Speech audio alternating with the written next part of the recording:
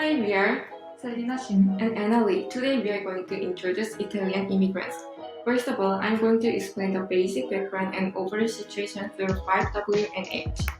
The Italians started immigration in 1820. The number of Italian immigrants grew rapidly from 1870 to 1920. Then why did a lot of Italians choose migration after 1870? There are a number of reasons. Poverty, overpopulation, and natural disaster all caused Italian immigration. At that time, the northerners of Italy dominated the Italian government and they treated the southerners unfairly, such as demanding high taxes.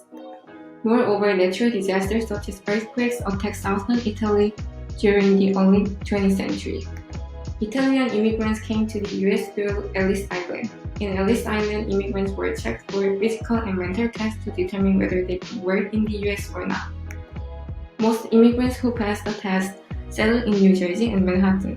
Unlike former Italian immigrants, those who came after the 1870s preferred to go to cities instead of farm work to earn a lot of money.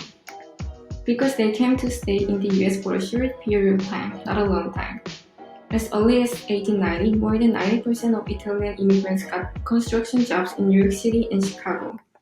In the case of women and children, they usually worked in unsafe factories.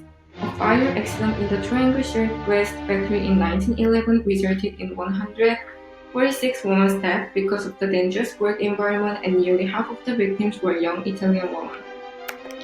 Next is push and pull factors. Push factors for the US citizens are loss of jobs and causing social confusion due to the increasing crime rate. As a pull factor, Italian immigrants helped industrialization and were also able to develop the country by sharing culture. Pull factors for the Italian immigrants are jobs and money, freedom of politics and religion, and also safe from natural disasters. Push factors are discrimination and bad job conditions.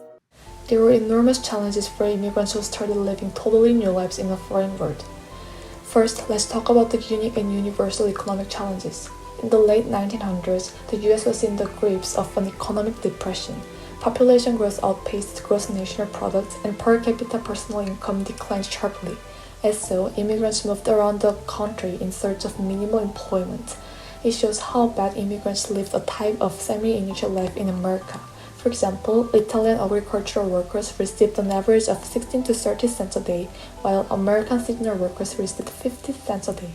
Now let's move on to the cultural challenges. Universally, the immigrants suffered from severe discrimination and anti-immigrant, which sprang up around the country from the late 1880s to the 1920s. With anti-immigration sentiments, lynchings and mob justice were commonly tried toward immigrants. Representatively, in New Orleans in 1891, there was lynching to Italian immigrants. As the police chief was found shot dead on the street at night, the mayor gathered more than 100 Italian immigrants as suspects, blaming on Sicilian gangs. 19 of them were handed over to trial but were acquitted for lack of evidence. However, a mob of 10,000 people, including many prominent citizens, broke into the jail and lynched 11 of them.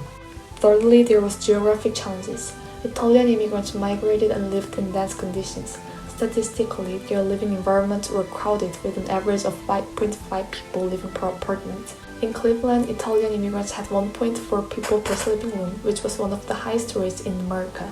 Despite the poor domestic environment, nearly 35% of Italian families interviewed had lodgers. Also, when Italian people moved into New York by ship, they booked third-class seats, as most of them were from some of the poorest regions. The third-class seats were so crowded that they had some hard times even for simply moving around. The last one is a social network. Italian immigrants fought against unreasonable situation of extremely low wages and dangerous job conditions by joining the Italian Workers' Union in Houston and the Radical International Workers of the World. In addition, Italian immigrants from their own unique communities called Little Italy, which was the country's most well-known neighborhood consisting about 30 city blocks on the lower east side of the New York City. After 1920, the Italians were able to live in the US peacefully. The children could get an education and people could get a wider range of careers such as business owners and authors.